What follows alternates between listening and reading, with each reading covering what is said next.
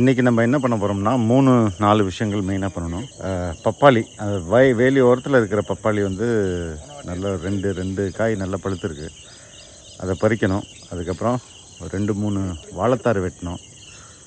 அதுக்கப்புறம் வந்து அந்த பப்பாளி வீட்டுக்கு பக்கத்தில் ஒரு வச்சது இன்னும் பழுக்கலை, ஆனால் வேலி ஓரத்தில் வச்சது நல்லா பழுத்துருக்குது. அது என்ன ரீசன் அப்படின்றத நம்ம பார்ப்போம். அப்புறம் வாழை மரமும் எப்படி வளர்ந்துருக்குன்றதை பார்ப்போம். அப்புறம் போன வாரம் நான் காட்டினேன் இல்லையா உங்களுக்கு, வாட்டர் ஆப்பிள், மலையன் ஆப்பிள், அந்த செடி வந்து இந்த வாட்டி என்னாச்சு அப்படின்றதையும் பார்ப்போம். இப்போ ரொம்ப காடாக இருக்கும், போகிறதுக்கு கொஞ்சம் பயமாக தான் இருக்கும். இருந்தாலும் போய் தான் ஆகணும், வேறு வழி இல்லை. வாங்க போகலாம், போய் தான் ஆகணும். தின்னுருச்சா? ரொம்ப பிடிச்சா?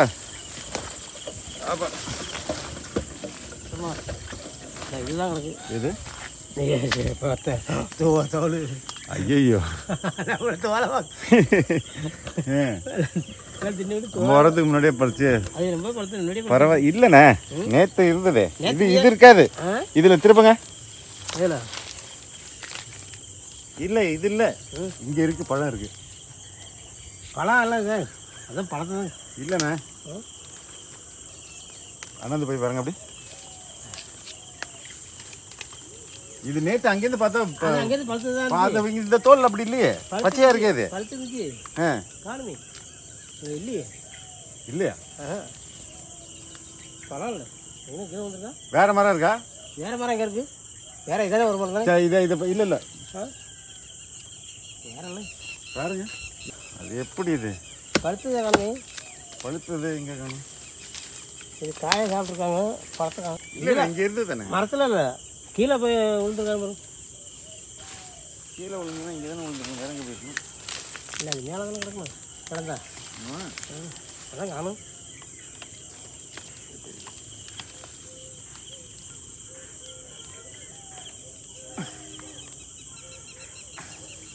அதான் 2 மரம் காய்க்குது. 2 மரம் காய்க்குது. 2 இது ஒன்று காய்ச்சிருக்கு. அதான் இது ரைட்டு, அதில் தான் படுத்துருந்தது. இதில் தான் நான் பார்த்தேன். அதான் நேற்று நான் வரும்போது பார்த்துருந்தேன். வரும்போது பார்த்தா 3 மணி பார்த்தா தீபன் சொன்னா இங்கே இருக்கு சார், பாருங்க சார்னு. அதான் கிடைச்சா அவங்க முன்னாடி சாப்பிட்டாங்களே. இப்போ காயை கொண்டு போயிட்டேன். இதுனாச்சும் ஒன்று கிடக்கு. அதான் சார் ஒரு பக்கம் பழுத்துருக்கும் போல. ஒரு பக்கம் பழுத்து, ஒரு பக்கம் பழுத்துருக்காதுண்ணே. ஒரு பக்கம் பழுத்து. இந்த கலர் தான் இருக்கு. கலர் வந்து இல்லை, ரெட்டாக இருந்துச்சு நேற்று. இந்த ரெட்டு தான். இல்லை இல்லை, அங்கேருந்து பார்க்கும்போது அப்படி சப்போஸ் வேறு யாராவது பறிச்சுட்டு போயிட்டாங்களா? வேறு யாருக்கும் வர்றதுக்கு வாய்ப்பு கிடையாது. அதெல்லாம் எவ்வளோ கடைசியாக இதான் மிச்சம். வர்றதுக்கு எப்படி வருவாங்க? இல்லை வேறு ஏதாவது மரம் இருக்கா? வேறு மரம் இல்லை, வேறு எங்கே சார் இருக்கு? இல்லை இதுதான். இது பிடிங்க கொஞ்சம் கழிச்சு விடுவோம்லாம். தீபம் நீங்கள் வந்து பறிச்சிக்கலாம். எப்படி நாங்கள் வந்து பறிக்கிறது?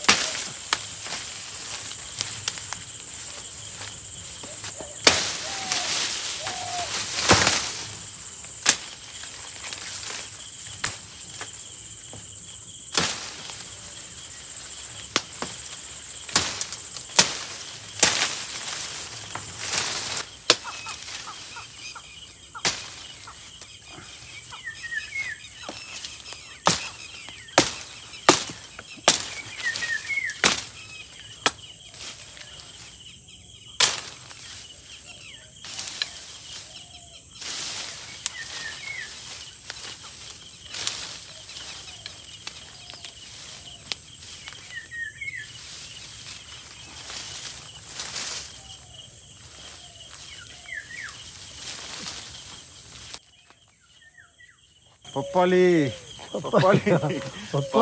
ஏமாற்றிய நிலையில் இந்த வாழையை தான் நாம் போட வேண்டும்.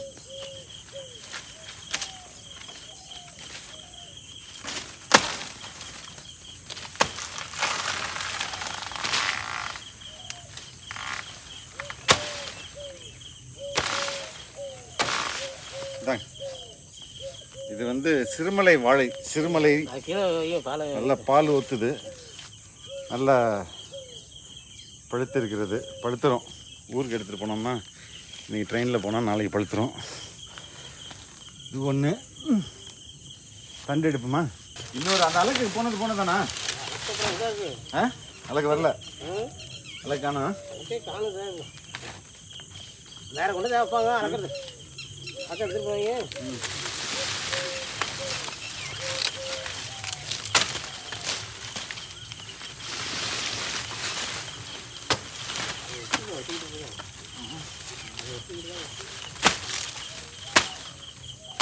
அந்த அது மாதிரினா அந்த தான் வேணாம்.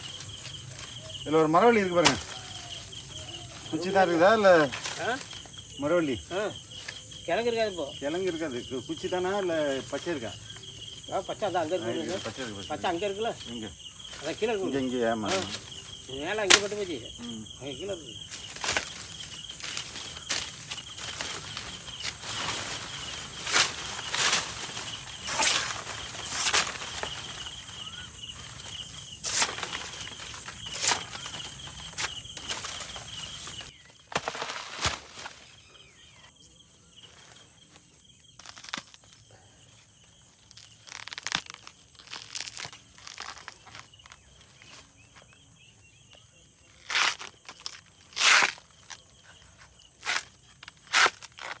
எனக்கு தெரிஞ்சு சிறுமலை வாழையை ஈஸியாக எப்படி கண்டுபிடிக்கிறதுனா, வாழை இலையோடைய மட்டை ஓரத்தில் பிங்க் கலரில் ஒரு நிறத்தை நம்மளால் பார்க்க முடியும். செவ்வாழைக்கு இது ரொம்ப ரெட்டாக இருக்கும், சிறுமலைக்கு இது வந்து கொஞ்சம் பிங்கிஷாக இருக்கும். இதை வச்சு அந்த மரத்தை நம்ம கண்டுபிடிச்சிடலாம்.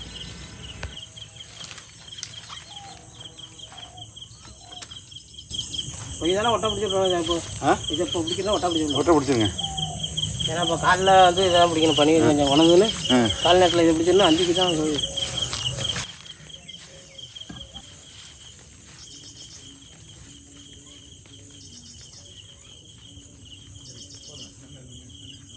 முன்னாடி பறித்த காயும் இதுவும் ஒரே கன்று தான்.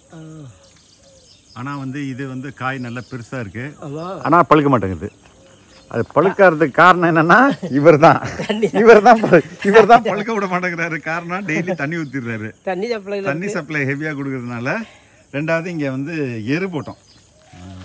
பார்த்தீங்கன்னா இதுலேயும் நல்லா மூடாக்கு இருக்கும். மூடாக்கு இது வந்து லெமன் கிராஸு. இது வந்து அவகாடோ வெண்ணெய்ப்பழம் அப்படின்னு சொல்லுவாங்க. வளர்றதால் வீட்டுக்கு முன்னாடியே டெஸ்டிங் நடக்குது. இந்த பப்பாளி எப்போ பழுக்கும் நானும் கிட்டத்தட்ட ஒரு 4 மாதம் இருக்குமா? ஆமாம், 4 மாதமாக பார்த்துக்கிட்டு இருக்கேன். ஒரு காய் கூட பழுக்க மாட்டேங்குது. பழுத்தது வந்து குருவி சாப்பிட்டு போகுது. உண்மையிலே இந்த பப்பாளிக்காய் வந்து ஏன் பழுக்க மாட்டேங்குது அப்படின்றது எனக்கு ஆச்சரியமாக தான் இருக்குது. முன்னாடி நம்ம பறித்த மரத்தை விட ரொம்ப அந்த காயை விட இது பெருசாக இருக்குது பார்க்குறதுக்கு. அதனால் கிட்ட போய் தான் பார்த்துடலாம், பழுத்துருச்சா இல்லையான்னு கிட்ட போய் தான் பார்க்கலான்ற ஒரு முடிவுக்கு வந்தேன். கிட்ட போய் பார்த்து தொட்ட உடனே லைட்டாக நகத்தில் கீறினா ஃபுல்லாக பால் தான் வடியுது. கொஞ்சம் கூட அந்த மஞ்சள் கலர் கூட அதில் வரல. அதனால் பழுக்கலை அப்படின்றத முடிவு பண்ணோம். மேபி இந்த வாரம் போய் பார்க்கணும் என்ன ஆச்சுன்ட்டு. இந்த காய் பழுக்கணும், பார்ப்போம்.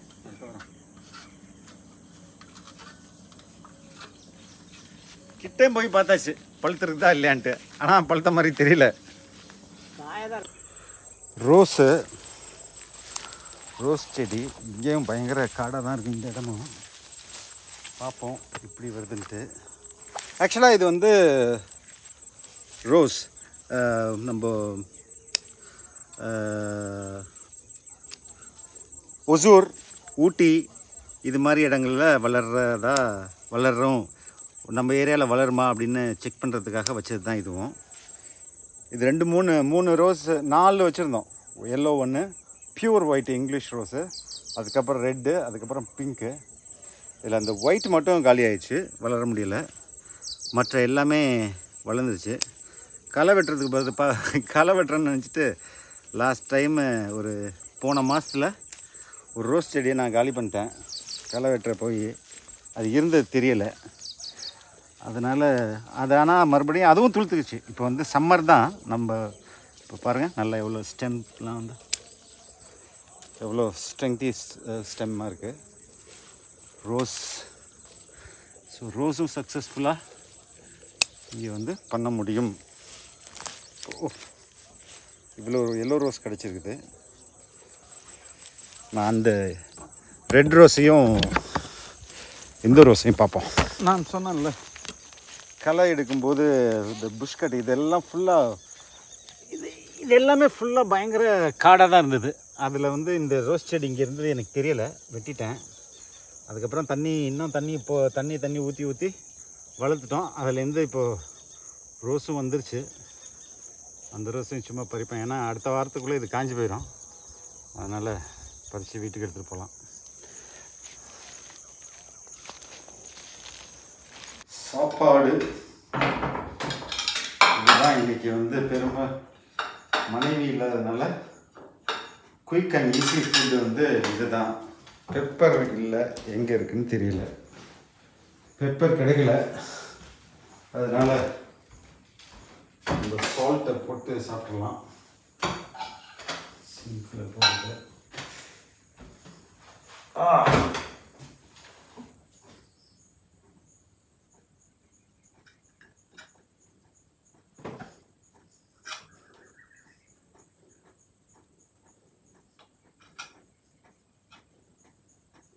So I think this will do.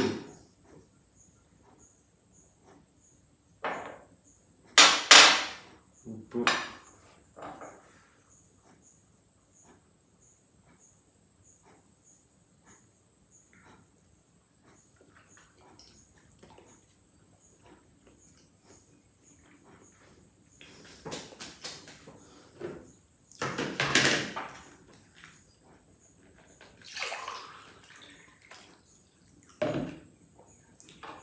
பயங்கர பசி. மணி 11 ஆயிடுச்சு. காலையில் 5 o'clock கிட்டத்தட்ட. ஆமாம், 4:30க்கு எழுந்தால் ஒரு 6 மணிக்கெலாம் வேலைய ஆரம்பித்தோம். இப்போ தான் சாப்பாடு. இதுதான் சாப்பாடு.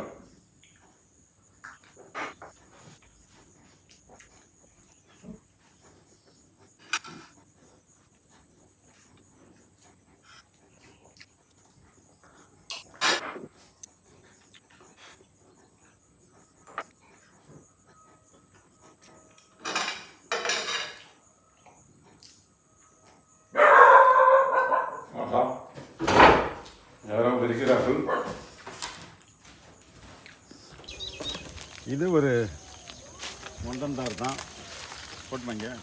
அதை போடுவோம். அதை விட சின்னதாக இருக்குது சார் இது. ஆக்சுவலாக நீங்கள் சின்னதாக இருக்குன்னு வருத்தமா? இது ஏதாவது உரமா ஏதாவது போட்டோமா?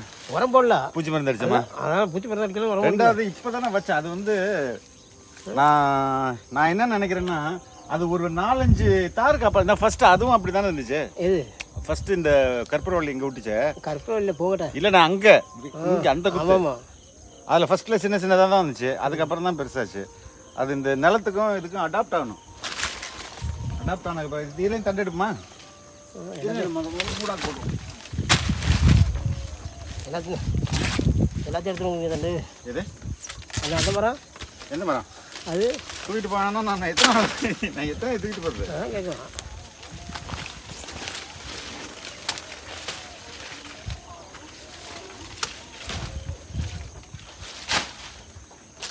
அப்போ இது தண்டை எடுக்கிறவங்களா எடுக்குமா? இது எடுப்புமா? கேட்குறேன்.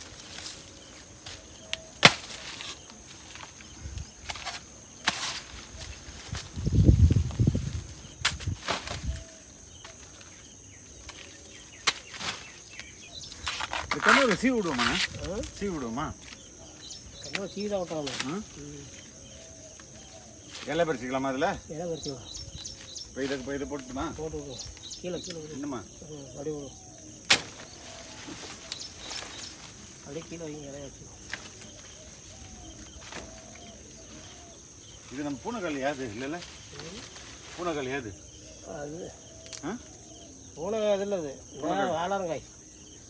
அதுவா? அது அங்கேருந்து இங்கே எப்படி வந்துச்சு? அது திருச்சி விழுதுல வர. ஓ, திருச்சி விழுந்து இறங்க. இலையை வச்சுக்கணும் நான்.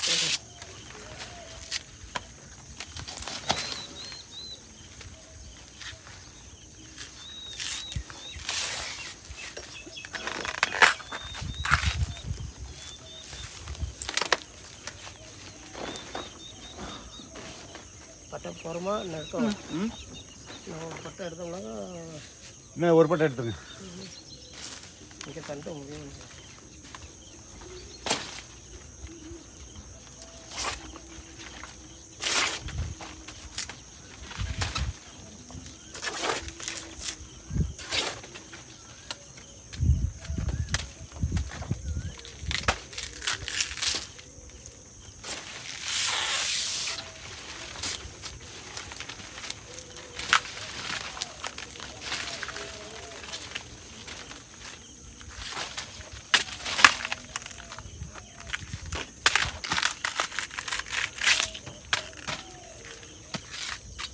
போதுண்ணா, ரொம்ப எடுத்துட்டீங்க. இல்லை ஒரே மட்டை ஒரு மட்டை விட்டு வச்சுருக்கீங்களா? இங்கே மட்டை இருக்காது. இல்லை இல்லை வேணாம் வேணாம், இருந்து அறுத்து விட்ருவோம். இருக்கு சரி.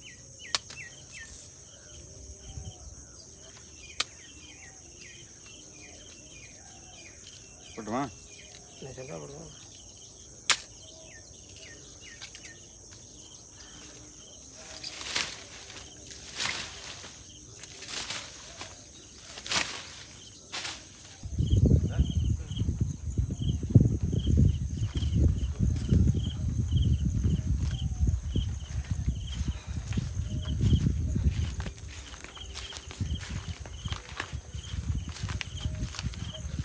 இது லாஸ்ட் டைம் நம்ம அந்த வீடியோவில் பார்த்துருப்பீங்க வெட்டினது.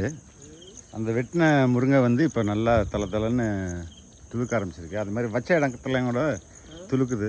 வச்ச இங்கேருந்து நட்டின இடத்தவங்க கூட துளுத்துருக்கு. அதெல்லாம் நம்ம பார்ப்போம். வாழை மரம்ன்றது மரம் வந்து பூமிக்கு அடியில் இருக்குது. அந்த கிழங்குன்னு நம்ம சொல்லுவோம்ல, அதுதான் உண்மையான மரம். இதெல்லாம் ஒவ்வொரு கிளை, ஒவ்வொரு இதுவும் நம்ம வந்து இதெல்லாம் கிளை. இப்போ நான் முன்னாடி அந்த கண்ணை அறுத்து விட்டோம்ல, அங்கே பார்த்துருப்பீங்க. அதே மாதிரி அறுத்து விட்டது தான் இந்த கண்ணுங்களும் கூட. ஆனால் பார்க்குறதுக்கு நல்லா செழிப்பாக வளரும். இப்போ எங்கள் ஊர் பழக்கம் என்னென்னா அப்பப்போ அறுத்து விட்றது அப்படின்னு வாழைக்கண்ணை வந்து அறுத்து விடுவோம். அறுத்து விட்டால் தான் அது வந்து நல்லா அடி பெருக்கும் அப்படின்னு சொல்லுவாங்க. அந்த அடிப்படையில் தான் இங்கே அறுத்து விட்ருக்குது. இது கற்பூரவள்ளி, கற்பூர வாழை, இல்லைன்னா கற்பூரவள்ளி, இல்லைன்னா தேன் பழம், தேன் வாழை, எப்படி வேணால் சொல்லுவாங்க. இதுவும் இப்போ நம்ம அர்த்தம் இல்லையா, நம்ம அந்த மந்தம்பழம் அதே மாதிரி தான். தொடக்கத்தில் இதுவும் சின்னதாக தான் இந்த இவ்வளோ காயெல்லாம் பெருசாலாம் வளரல, சின்னதாக தான் வந்துச்சு. ஐ திங்க் அதுக்கப்புறம் என்ன ஆயிடுச்சு, இந்த வாழை மரம் வந்து இந்த இடத்துக்கு நல்லா அடாப்ட் ஆயிடுச்சு. அடாப்ட் ஆன பிறகு இப்போ இந்த இடத்துல ஒரு 30 கண்ணுனாலும் இருக்கும். ஒரு ஃபஸ்ட்டு ஒரு 5-6 தார் வந்து நம்மளுக்கு சரியாக வரல, சின்னதாக தான் வந்தது. அதுக்கப்புறம் இப்போ எல்லாம் பெருசாக வர ஆரம்பிச்சிருச்சு.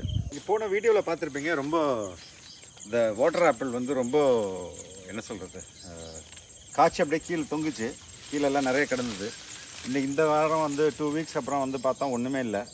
ஆனால் என்னென்னா ஒரு புதுசாக ஒரு பூச்சி, ஒரு டிஃப்ரெண்ட்டான அதாவது இலை சுருட்டு புழு, இலை சுருட்டு பூச்சின்னு அடிக்குது.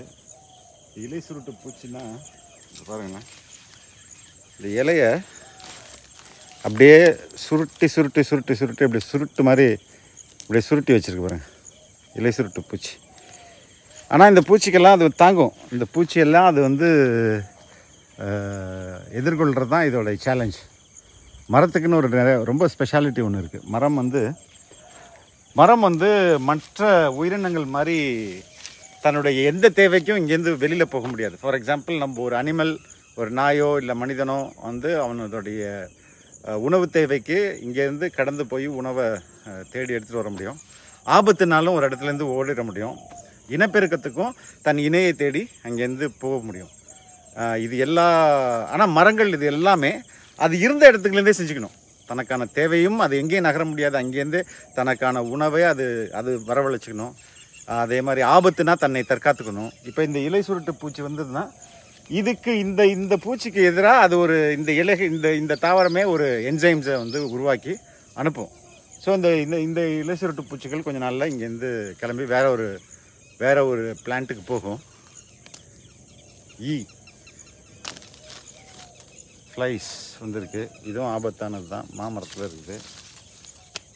ஸோ இதெல்லாம் வந்து தன்னுடைய இனப்பெருக்கத்தையும் அது வந்து பூச்சிகளையும் வண்டுகளையும் வண்ணத்து பூச்சிகளையும் தன்னை வரவழைச்சு இனப்பெருக்கம் பண்ணிக்கும். ஆனால் அதனால் மற்ற எல்லா உயிரினங்களை விட மரங்கள் ரொம்ப அட்வான்ஸ் ஆனது, ரொம்ப அதிபுத்திசாலியானது. ஸோ அவங்க அதாலே தன்னை பாதுகாத்துக்க முடியும். அதை நான் புரிஞ்சுக்கிட்டாலே போதும். ஸோ இதுதான் இந்த வாரம் நம்ம வீட்டுக்கு எடுத்துகிட்டு போகிறது. பழங்கள், வாழைப்பழம், வாழைத்தண்டு, பப்பாளி ஒன்று, ரோஸ் ஒன்று, வாழை இலை. இல்லை பெரும்பாலும் வாழை தான், பரவாயில்ல.